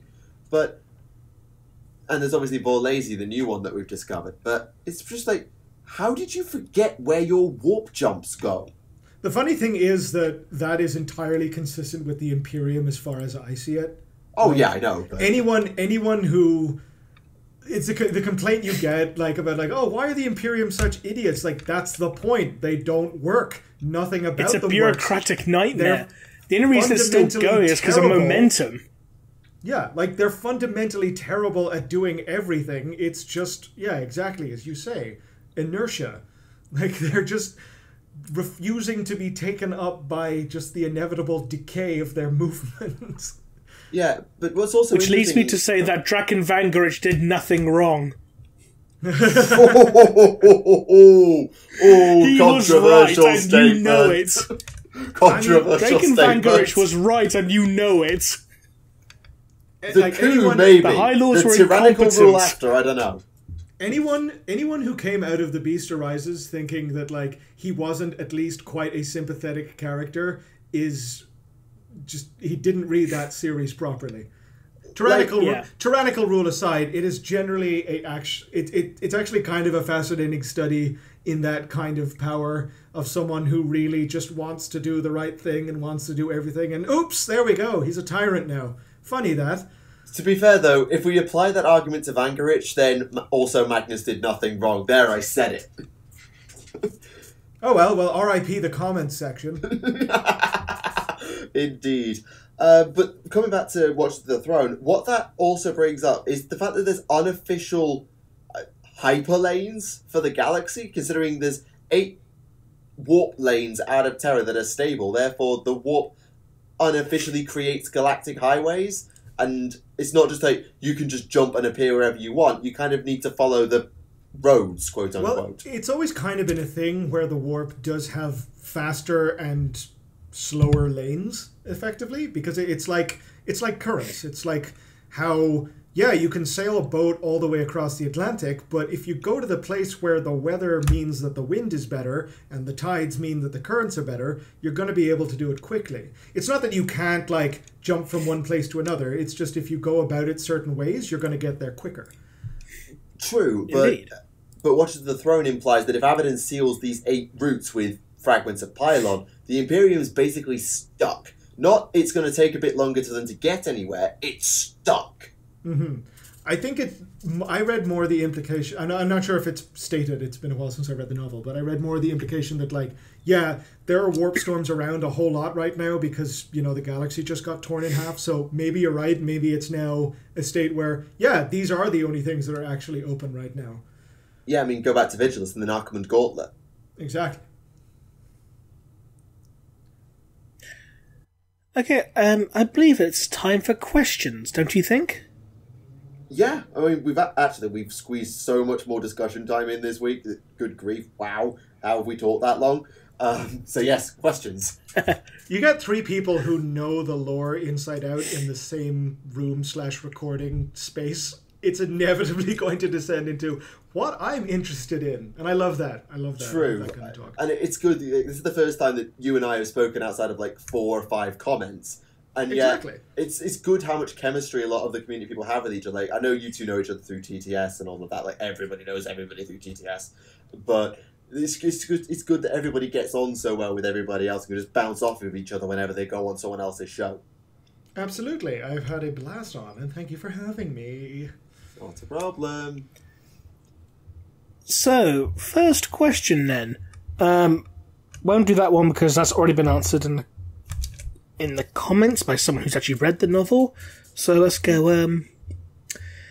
is the Necron inertialist drive still canon, or has it been completely written out? Now, basically, if something's just not there by omission, it's not non-canon. It just hasn't been mentioned. So unless something says otherwise, it's still canon. Yeah, I mean, I don't think that's fair BioWare's to filing say. a lawsuit. I read something about this a short while back with regards to what Battlefleet Gothic Armada 2 is doing with the Necrons. And there was something to do with an inertialess drive. I can't quite think of it right now. But they may be doing something with it that isn't inertialess drives. Not sure how that will relate to canon, though, since it's, Focus Interactive doing it, not Games Workshop specifically. I take some stuff from the games with a little pinch of salt, considering, like, with, the whole Inquisitor Martyr thing, they refer to as, a spaceship as a, fortress monastery. It's like, that's not a fortress monastery. That's a spaceship. Yeah, I mean... I have a quibble! The Eternal Crusader kind of... I think the official terminology of place where chapter makes home base is Fortress Monastery, even if it's a flagship. I know, but it's an Inquisition ship. It was an Inquisition ship, though, not a Space Marine one. In that case, yeah, quibble. And there's one local branch of the Inquisition that has its own chapter militant. I'm thinking, wait, what? No. Why does this one local... Why does this one systems branch of the Inquisition have a chapter militant? That's just wrong. Yeah, so take stuff from the games with a little pinch of salt. Always. But I agree with what you say. Like, unless it's been directly countermanded, then it does not... it has not been ruled otherwise. It's still... Retcon by omission is not a thing. Yeah, exactly. Although they did introduce the Dolmen Gates as a thing. Not that Dolmen Gates can affect spaceships, as far as I know, but... Well, it's basically... a Dolmen Gate just taps into the webway, doesn't it? And if you can fit a spaceship into the webway, then... As our good friend Ian Watson once did. He put a lot of things in very tight corners, didn't he? Next question! Hey! Bam, bam, bam, bam. Right, what would happen if a god were to somehow completely physically manifest itself in the Materium? Everything fucking ask dies. Ask the Sons of Malice, because they brought Malice into the material realm. Ask them. I would just say that, like, all reality breaks, everything ends, time as we know it ceases to be. Black is white, up is down. Yeah, I'll just go with the everyone. Dogs and cats living together, mass hysteria. Yeah, there's not really anything that can really be said about that other than everything would break and die and live and explode. I don't even think necessarily everything will break and die and explode, because again, Malice was manifested in the material realm and everything's fine, more or less. Unless somehow you're going to argue that he caused the Cicatrix Maledictum to happen. That's a thing? Yeah, it was in the Heroes of the Space Marines anthology, which was republished last year, so there's no debating its canonicity.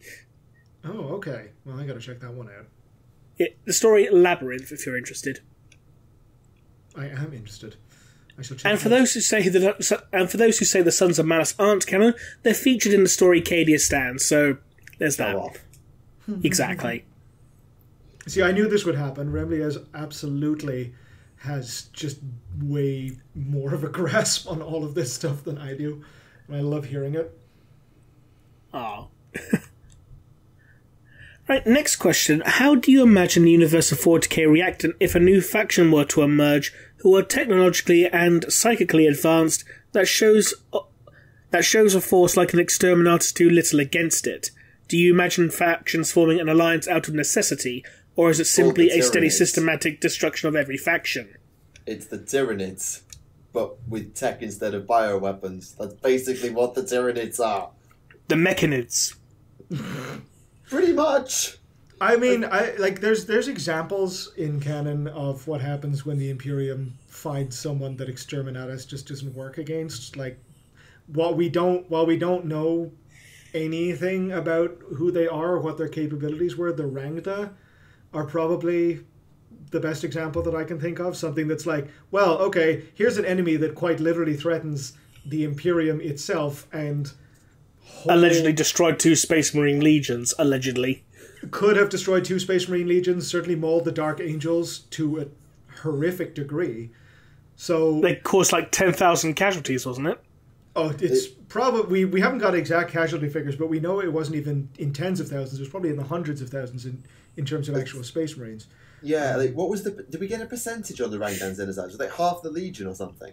Something like that, and then there's the implications that the 2nd and 11th Legions also fought the Rangda at some point.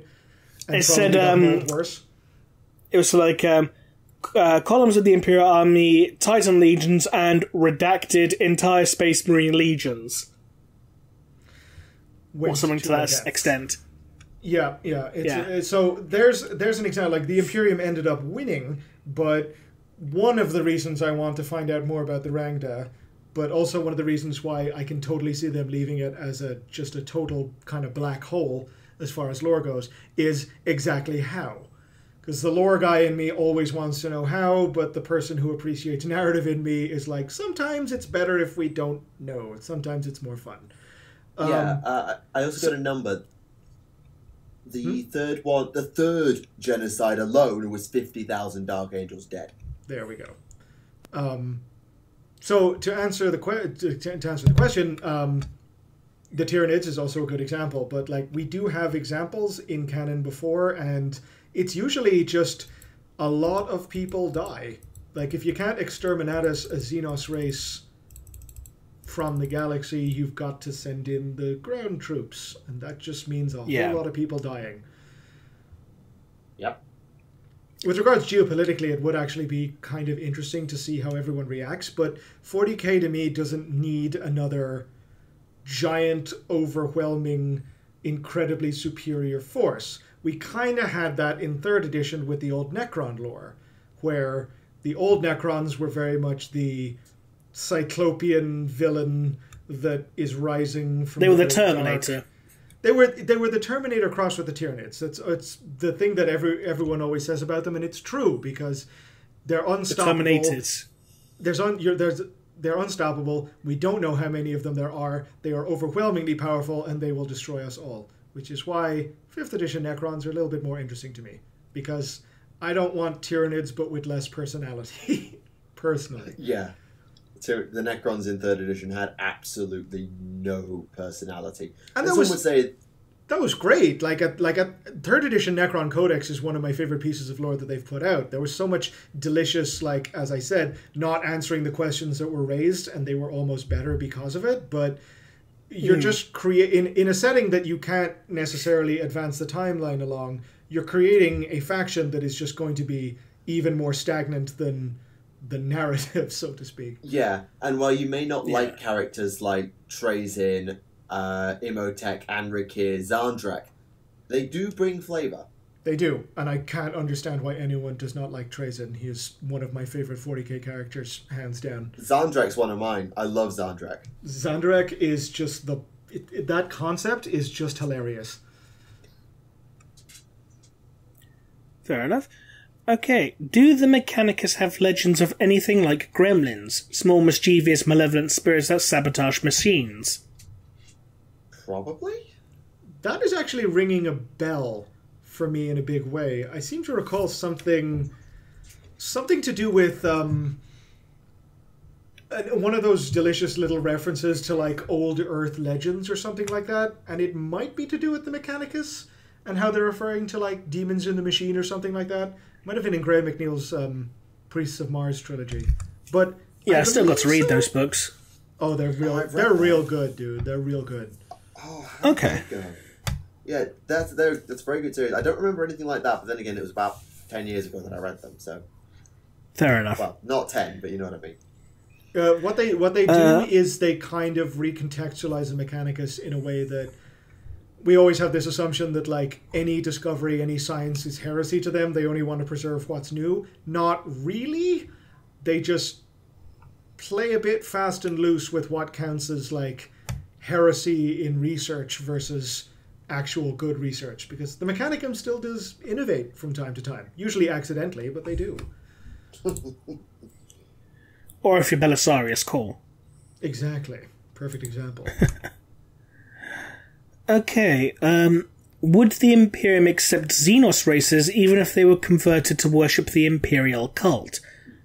Well, they took in the Chikero. Yeah, depends on what kind of Inquisitor you are, or what your local Inquisitor is like. Yeah, I don't think Xenos would be widely accepted as a whole through the Imperium, but within the Inquisition, sure. Or for certain groups within it, but as a whole, I don't think so, because the Ecclesiarch would be like, foul Xenos Imperial purge, or something. We did also see with High Fleet Jormungandr, I believe, that the Grand Fleet assembled did include Xenos ships, if I remember correctly. I mean, the Imperium has plenty of alliances of necessity, not only with the Eldar, but with the Necrons in that one time. I don't see... Wow. Speaking of allied with Xenos races, there has been documented cases of sanctioned orcs. So take that for what you will. Yes. No, I mean it would. The Imperium is big enough that something like that could survive for a while until maybe a puritanical Inquisitor found out about it. Yeah, I don't know. definitely. The Imperium has used sanctioned Xenos a lot. Like the Kroot are a good example. I'm not sure if they have ever used Loxatl mercenaries, but I imagine at some point someone has. Demiurge, that's another good example. Which pisses off the Scots to no end. So, why the fuck are you using them? We got our good stuff right over here. You wee wankering bastards. Oh dear. Oh dear, indeed. What? So I'm trying to understand this person's question. Can the humans of 40k really be called humankind if they have all lose the one thing in this grim dark that makes human beings a human person, basically, aka humanity?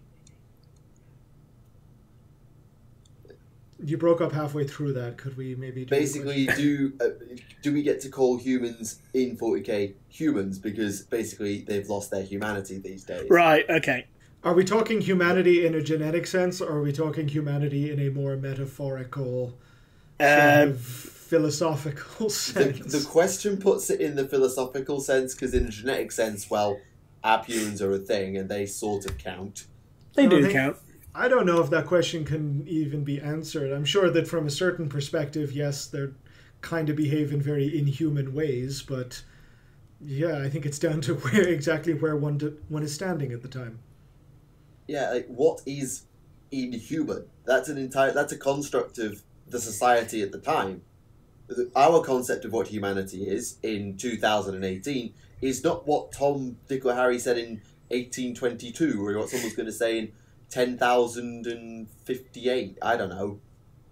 It's gonna change. Like, their concept of humanity is genetic and spiritual. Ours is ethical. It varies from place to place and setting to setting. Okay, next question. Could the ABC warriors survive on 40k? I'm assuming those are the things from Judge Dredd, aren't they? I have no idea, I'm afraid. The ABC warriors, they were those big robots, weren't they? The ABC warriors, they're from 2000 AD, sorry. Yeah. Kevin McNeil stuff. I guess on a hive world or something they could survive, I suppose. They're certainly big and strong enough. Robotic warriors, like, are they artificial intelligence, or are they brains? Are they cyborgs? I don't know much about enough. I don't know enough about Dreadlord to answer that for certain, but I'm going to put a tentative maybe. Obscure 2000 AD characters are not exactly my forte.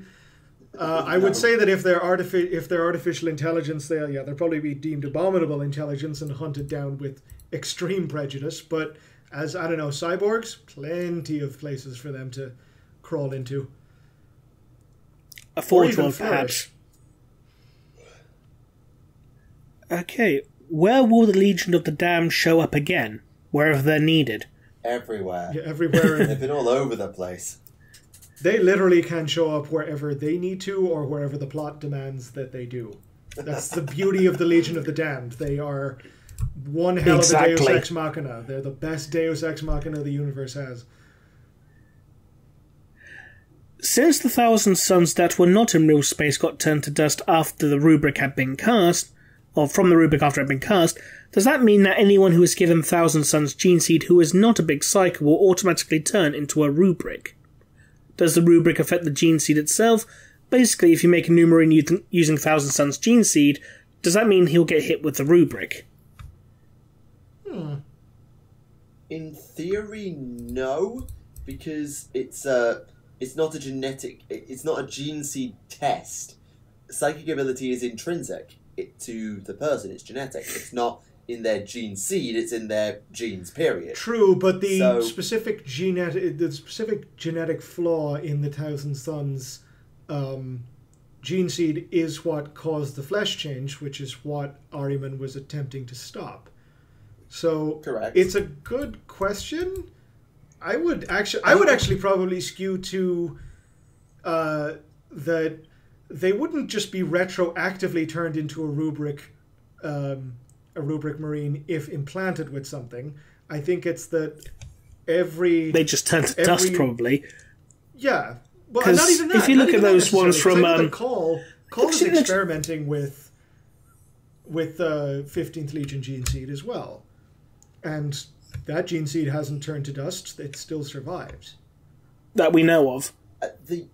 The catch is, though, with the way gene seed works, in that you put it in, you leave it for 10 years, it duplicates into a new set. Give or take, that's not exactly how it works, but you know what I mean, with progenoids. If the Thousand Suns gene seed was strong enough to not cause issues, then the Thousand Suns could have rebuilt themselves slowly by gathering a coven of sorcerers, having their progenoids mature, sticking them in slaves, and then every 10 years, same as the Mechanicus do when they create a new chapter, harvest them every 10 years, and then just make a new set, make a new Space Marine, carry on. You also have to bear in mind as well with Cole's study of the gene seed. When he's studying the gene seed, it's not necessarily implanted into a host yet. And if the host is a powerful psyker, they're not going to be affected by the rubric anyway. If they're not a psyker, they could just turn to dust. Or if they're a weak psyker, they'll turn to dust. Because if you look at Ashes of Prospero, there were those Thousand Suns who were trapped in like a temporal anomaly, still fighting, the Battle of Prospero, and as soon as they came out of the stasis field, whatever, they turned to dust. Oh, well, yes. that would apparently be confirmation. But of that, at least, not necessarily of implanting gene seeds to a new host post the rubric, though. Yeah, it depends on whether the rubric was designed to permeate all Thousand Suns for all of time. Mm-hmm. It depends. Or just those who are around. Have to look into, what was the wording of the rubric? Was it cure the rubric in all the Thousand Suns of the day, or was it cure it in them and all who come after them? How did Ahriman word it, and how was the interruption caused it to go because it was interrupted? How did that affect it? There's too many variables for us to know for sure. But it is an interesting question. I would skew to that. It's not going to just, as soon as a Thousand Suns gene seed matures inside a host, that okay, you're 15th Legion now, guess what, dust, bye. I would actually skew to, you could probably experiment with the 15th Legion's gene seed in, the modern setting, and the rubric isn't just going to suddenly 10,000 years later just go, aha, a new one, poof, and dust the guy. That's how I'd see it. But if you are, I don't know, a pre-heresy implanted Thousand Sun, as in Ashes of Prospero showed us, then yeah, you get dusted. You're gone. Yeah, and the argument the other way is, well, if it isn't affected anymore, well, why haven't the Thousand Suns just do what Space Marines do and rebuild? Because they could have done. If they found enough psychically powerful humans, let's say they gathered up the most powerful sorcerer on Saltiarius every 10 years and gave them a go, then they could have slowly got a legion back, or at least a chapter back. They don't have that. So the argument goes both ways. Fascinating insight. I would say that we haven't gotten a lot of insight in lore in general to how the heretic legions replenish. We did get that beautiful bit of info from the Lords of Silence about how the Death Guard do it, but as far as the Thousand Sons do, we don't really know. Blood Ravens. Oh God, no. Take that with a pinch of salt. Next question. Yeah. Tyberos the Redwake has a suit of Terminator armor that is unique, that looks like a hybrid of Iron Hand Gorgon suits, current day Indomitus, and Heresy Mark V. Could it be that the Kakaradons have invented a stopgap Terminator armor separate from known patterns, or a standardized replacement parts kit? Would Kakaradon veterans use such a unique suit, and how common would it be? Could it actually be a lost pattern of Terminator armor from the Horus Heresy? So the thing that gives Tyberos his unique look is the fact that his armor has the same bonding studs that Heresy Mark V, unofficial field armor, does. It's not necessarily that the suit itself is built out of Mark V armor. It's not even necessarily that Terminator plate uses bonding studs. It's that his one does. It's actually kind of beautifully in line with what the Kakaradons are and how they tend to re-equip. These are field repairs. These are things that have been bolted to the armor to kind of increase its density and its efficacy. Customized, essentially. Exactly. Upgraded, but very much a field upgrade. That being said, however, the helm does look so much more like a Mark V helm than an actual Indomitus pattern one. But to my mind, it's an Indomitus suit that's just received a lot of battlefield upgrades, totally in line with how the Kakaradons operate and how they don't get a lot of resupply a lot. So it's entirely possible that a lot of their Terminator Elite would have similarly upgraded suits. We just haven't seen them. Okay, next question. Which Primarch before or during the Heresy loved their Legion the most, and which one hated their Legion the most? Kurz hated his Legion the most, I think. Yeah, I think every one of us was just going to trip over ourselves to answer that one. There's Angron's a close second, though. Angron is a very close second, because he did famously kind of consider everyone just a broken thing that he was put in charge of. And he broke him even more. Yeah, exactly. So I'm going to break you further, because you're mine now. Kurz is absolutely the correct answer to that one, though. No Primarch hated his sons more than Night Hunter did. So who loved their kids the most then? Sanguinius. It's got to be Sanguinius, doesn't it? No, not necessarily. This is a Primarch who would throw himself to basically corn to cure the Red Thirst forever. I mean, you could argue the same about Magnus making a deal with Tzeentch for the same reason. My vote. Yeah. I mean, if we're talking, I don't know, loyalist, my mind would probably be on Vulcan. Oh yeah, Vulcan. That's not necessarily based on anything I can point to in the lore, more just his general character and how he's kind of got the kindly father aspect. Son, let me hug you. Exactly. Hugging jokes aside, he does generally come off as one of the nicer ones. It's definitely not Korax, because that guy hated his Terrans with a furious passion. He was racist. He was a fucking racist. Basically. Yeah, no, my votes would probably be for Magnus or Vulcan. Okay.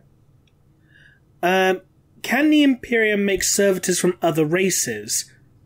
Well, I know there was an instance of a Tau being made into a Skitari. When and where? I'll get the ebook up, because it was something I had for a while ago. I can't remember the name of the book off the top of my head, but yes, there was it was the Tau character from the story Outcast, and there was a Skitari novel by the same author that came shortly after, and the Tau Skitari is basically the Tau from Outcast. Oh, that's some fucking heresy, bro. Trevor, where was it? But yeah, so I can imagine if they can make Skitarii out of Tau, then I'm pretty sure they can make Xenos servitors. Let's be honest. Yeah, now that I know that lore exists. It would depend on the biology of the race in question.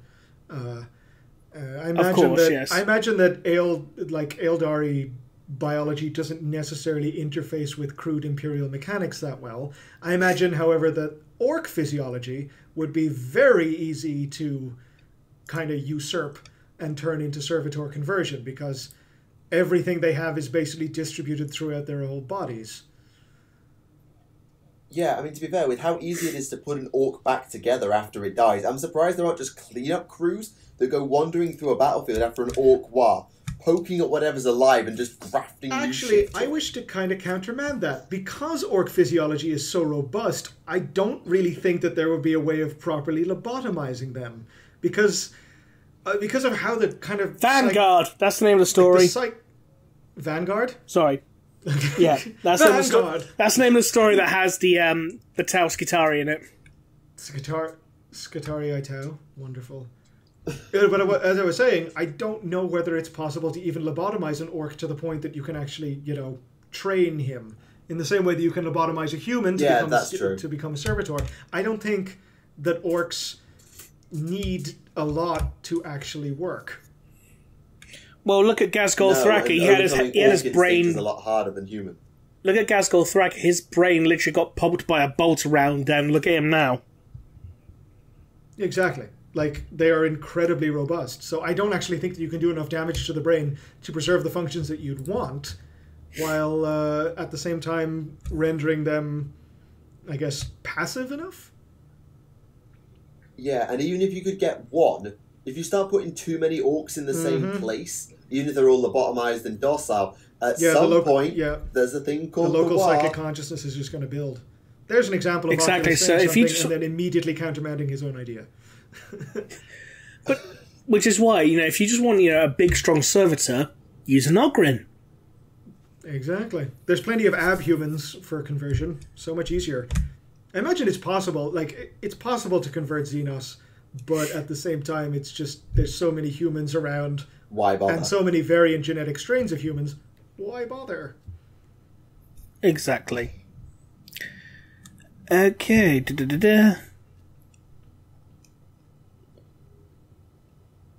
So I'm just looking through because I'm just keeping an eye on the time, so I'll only do a couple more questions. Fair enough. Should the Lion ever wake up, what would he be... No, let me start again. Should Lionel Johnson ever wake up, what would be his stance on the Fallen? Oh... I imagine if the Lion ever woke up, his reaction to finding out about the Fallen would probably be along the lines of, and then it just continues on for months after that. Yeah, it's either going to be a case of, well, A, why haven't you dealt with it? B, why haven't you got any help in dealing with it? In C, what the fuck has actually happened that allowed this to get so bad? I actually don't think he'd ask B. He'd probably 100% be okay with no one knowing that half of his legion just turned traitor. He's so obsessed with being the best that would just destroy him if other people learned about his failure. But to the first point, absolutely. He would be like, you've had 10,000 years. Why is this not wrapped up? What have you been doing? Yeah, we're just incompetent. And then he'd just slap Asmodai across the face. And I wonder, because obviously there's the whole Luther thing. I know Luther's categorically insane, but Luther was banging on and on and on about Lion will absolve me, just when he returns, all will be, so on and so forth. Now, I know Luther's nuts, but he's also on the run. A point? What if Luther had a point, or what if the Lion had a point? Well, Luther for this example. What if Luther's not completely gone off the deep end, and his Lion might actually, you know what? Maybe I won't tell anybody else, but I fucked up. I pushed Luther away, and I caused this inadvertently, maybe, but I did. If/when they bring the line back, that shame is going to be something that I think is a very interesting aspect to explore with this character. It's like, oh, I screwed up bad. I screwed up real bad. I screwed up worse than I could have imagined I ever would. And what that will do to him, whether he will be kind of penitent and try and make changes to himself because of it, or whether he will double down on his lionness and try and hide the fuck out of it. And I could see some... we talked about this a long time ago on the podcast, about the inevitable political and militaristic mind games and chess between him and Guilliman. Yep. He is not... Rabute, what the fuck did you do to the Imperium while I was asleep? What the fuck happened on Caliban? Nothing happened on Caliban! Nothing happened on Caliban. What? What happened on Ultramar? Who cares? Moving on. Okay, and final question for this week. What were to happen if a hive fleet descended upon Terra? A really big battle. A bunch of people screaming, oh shit, oh shit, oh shit, oh shit. Yeah. Siege 3, this time it's personal? Since we've already had Siege 2, the Revenge of the Siege. Though there's also the argument of, well, obviously, do you think the Shadow in the Warp affects the Emperor? I don't. But if it did, well then. Well, if a hive fleet of a significant enough size, we can debating whether or not the Shadow affects the Emperor aside.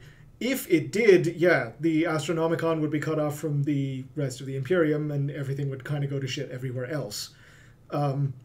If we're talking just in terms of can Terra's defenses beat a hive fleet, Macragge's did. So, yeah? Macragge kind of fluked it, though. Macragge only did it because someone went kamikaze, charged into the middle of the fleet and activated the warp drives. A very cool way to go out, but true. And then someone said, yes, we just lost a Gloriana! Pretty much. But in regards to the Emperor being affected by the Shadow of the Warp, I think it depends on the Hive Fleet, considering that Kronos has a more powerful version of it. For using for fighting chaos. So, if it's one that has a weaker Hive Fleet, weaker Shadow in the Warp, then the Emperor probably won't be affected. But at the same time, with all what it's doing right now, where his attention's focused, would he be able to make, time to focus on the Nids? I mean, then you start arguing, is the Shadow in the Warp more powerful and more disruptive than Sisters of Silence? In the game, the answer is no. Because Sisters of Silence pretty much takes Psykers out of the game, and the Shadow in the Warp just makes their life harder. Well, there we go. But at the same time, you can't really use game mechanics as a lore arguing point, considering the fact that in the game, it's perfectly reasonable for a Gretchen to kill Rabute Guilliman. I know that, but then let's go to Prospero then. The Sisters of Silence, a small little gaggle of them around Leman Russ, kept the entire Thousand Suns Legion psychically in check. Wherever they showed up, they did dramatically affect the ability of the Thousand Suns to use psychic powers. True. And then you compare that with the Shadow in the Warp. Like, whenever it passes, it causes Psykers to basically die from insanity. The funny thing is about Mephiston. But Mephiston's Mephiston, though. But we're talking about the Emperor here. Yeah, but Mephiston's Dracula. He's a demon. He can turn into a bat monster and has an entire coven of Sisters of Battle who worship him. I'm not even joking, that's canon. I was just going to say about Psykers getting, driven insane or dying from the Shadow of the Warp. Those Psykers always tend to be astropaths, which, as far as 40k canon goes, a butterfly flapping in the warp will cause an astropath's head to explode. They have incredibly explodable heads. Astropaths die. Astropaths dying is just how a basic day goes. Some sort of psychic feedback will inevitably cause their heads to explode or them to be driven insane. It's kind of their lot in life. That's a fair point. But don't forget with astropaths as well, how do you create an astropath? They have to basically be exposed to the raw power of the Emperor for the soul binding. If they can survive, being concentrated power of Emperor juice, yet not survive the power of the warp. Or Shadow in the Warp, rather. Mm-hmm. Yeah, it's a really interesting question. It could go either way, really. I think the meat of the question is more: would Terra be able to resist a full invasion of a Tyranid High Fleet? And yes, I would. Yeah, I'm going to just say yes because it was able to resist a full demonic invasion, and now the Legio Custodes have more people. Sisters of Silence are certainly back, and there's just more defense on Terra now. So, yes. Yeah, I mean, let's go back to Macragge. Macragge had not much in terms of orbitals. Terra is stacked to shit. Mm-hmm. Then you've got the Imperial Palace itself. You've got to go through probably at least 10 Space Marine chapters we'll get back in time. Then you've got to go through the Custodes, Sisters of Silence, and then you've actually got to beat the Emperor. And don't forget Mars. I'm sorry. And Mars. Oh, yeah. Well, yeah, the Tyranids could dodge Mars because Horus managed it, but... Yeah, but that's because Mars was on Horus's side. Yeah, Mars was on Horus's side of the blockade. The Imperium blocked it, so Horus went round it. The Tyranids could do the same thing, technically. But the point is, Mars could send reinforcements. Yeah, that was what I was thinking, that, like, the Basilicon Astra and the Skitarii would just immediately jump to Terra as quickly and a shit ton of Titans. And a shit ton of Titans. Although, aren't Titans not allowed to walk on Terra after the siege? I thought that was Space Marines, pretty much, because the Emperor's Children turned the entire populace of Terra against the Astartes, like, forever. I think it was either the Mortis or Audax. I think it was either the actions of Mortis or the Legio Audax that basically meant the Imperium was like, Warhounds are not allowed to operate in groups of more than 3, and we can't have Titans near Terra. That was painful. Yeah, but at the same time, if you've got a full-fledged Nid invasion, I think they'll make an exception for dropping a couple of Emperor-class battle Titans. The desperate times call for desperate measures clause. Exactly. I mean, I doubt they'll go as far as, declaring Exterminatus on Terra. They'll be like, no! That's never going to happen. Everything up to Exterminatus. I mean, they won't nuke Armageddon because it's too valuable. They're certainly not going to nuke Terra. Mm-hmm. Just drop, all of Mars's Titan reserves in the middle of the Tyranid swarm. Boom. That'd be hilarious to watch. Do you want to not be broken by that? No, we can sacrifice, I don't know, Nordmerica, maybe. It's far enough away from the palace. Yeah, I mean, the palace is what, in the Himalayas? Yeah. Yes. So long as the Himalayas are fine, everything else is expendable. Pretty much. Well, some might argue, the Ecclesiarchal Palace in the North Pole, or whatever it is, or is it the South Pole? If push came to shove, the High Lords would think nothing of sacrificing the Ecclesiarchy. Especially, and the Ecclesiarchy will be like, "You bastards!" It's like, that's for Gog Van Dyer, or whatever. Actually, to be fair, I thought Van Dyer was like the Administratum first and Ecclesiarchy second. Yeah, but he still became the Ecclesiarch, though, didn't he? So, and then he did the whole Reign of Blood bullshit, and then the High Lords were like, "Oh dear, what's going on here? Oh, we don't exist anymore. We've been dissolved." And then the Space Marines, the Adamec, are like, "You need to wind your shit in, or we're coming for you, bitch." And it's like, oh, a whole bunch of Space Marine chapters and the Mechanicus are coming for us now. Oh dear. And then the Custodes... the Custodes are getting involved. It's like, excuse me, Miss Dominica, could you come with me a second? Thanks. It's like, the Emperor wants a word. Although, speaking of characters flipping off a conversation, can we talk about Trajan Valoris just for 2 minutes? Yeah, yes, please. This is an individual who was going to vote no and stop the Custodes ever leaving Terra. And then he had one chat with Guilliman and flipped. I'm not surprised at that at all. Like, I know Guilliman's charismatic, but... Not even charismatic. It's simple chain of command stuff. I know I'm the boss's kid.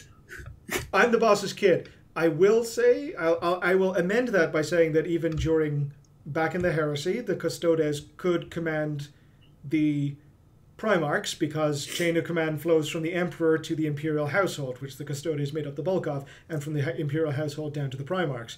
That being said, it's been 10,000 years.